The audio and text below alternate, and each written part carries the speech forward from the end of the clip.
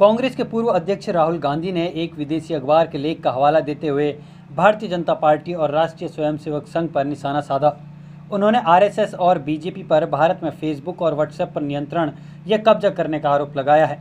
बता दें कि राहुल गांधी पिछले कुछ समय से बीजेपी और मोदी सरकार के खिलाफ आक्रामक रुख अपनाए हुए हैं। वह कोरोना वायरस, चीनी घुसपैठ और बेरोजगारी समेत विभिन्न मुद्दों पर मोदी सरकार को आड़े हाथ ले चुके हैं।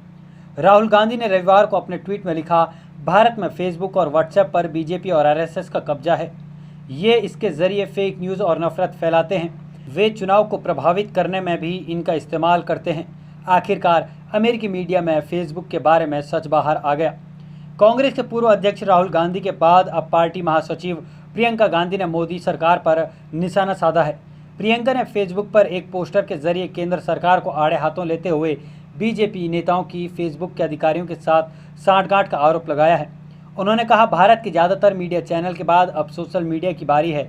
भारतीय जनता पार्टी नफरत और दुष्प्रचार फैलाने के लिए हर तरह के हथकंडे का इस्तेमाल करती थी और अभी भी कर रही है। फेसबुक, जो आम जनमानस की अभिव्यक्ति का एक सरल माध्यम है, उसका भी इस्तेमाल भारतीय जनता पार्टी के नेताओं और कार्यकर्ताओं ने भ्रामक जानकारी और नफरत फैलाने के लिए किया। प्रियंका ने यह भी कहा कि इतना ही नहीं, फेसबुक कोई कार्रवाई न कर पाए, इसके लिए भाजपा ने फेसबुक के अधिकारियों से सांठगांठ भी की ताकि सोशल मीडिया पर नियंत्रण बना रहे।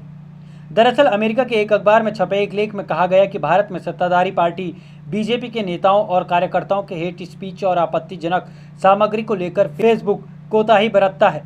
लेख में फेसबुक के एक अधिकारी के हवाले से यह भी कहा गया कि बीजेपी कार्यकर्ताओं को दंडित करने से भारत में कंपनी के कारोबार पर असर पड़ेगा। लेख में कहा गया है कि फेसबुक ने बीजेपी को लेकर व्यापक पैमाने पर अनुचित तहरीर दी है। वहीं राहुल गांधी के ट्वीट पर केंद्रीय दूरसंचार मंत्री रविशंकर प्रसाद ने पलटवार किया है। रविशंकर प्रसाद ने पलटवार करते हुए कहा कि कांग्रेस पार्टी चुनाव में डेटा के इस्तेमाल को लेकर फेसबुक और कैम्ब्रिज एनालिटिका से मिलीभगत में रंगे हाथों पकड़ी गई थी और अब वह बीजेपी पर ऐसा करने के झूठे आरोप लगा रही है। राहुल गांधी के आरोपों पर प्रतिक्रिया देते हुए प्रसाद ने कहा, ऐसे पराजित लोग जो अपनी पार्टी में भी लोगों को प्रभावित नहीं कर सकते, वे कहते हैं कि पूरी दुनिया बीजेपी और आरएसएस द्वारा नियंत्रित है। चुनाव से पहले डेटा का इस्तेमाल करने के लिए आप कैम्ब्रिज एनालिटिका और फेसबुक के साथ रंगे हाथों पकड़े गए थे और अब हमसे सवाल पूछ रहे हैं।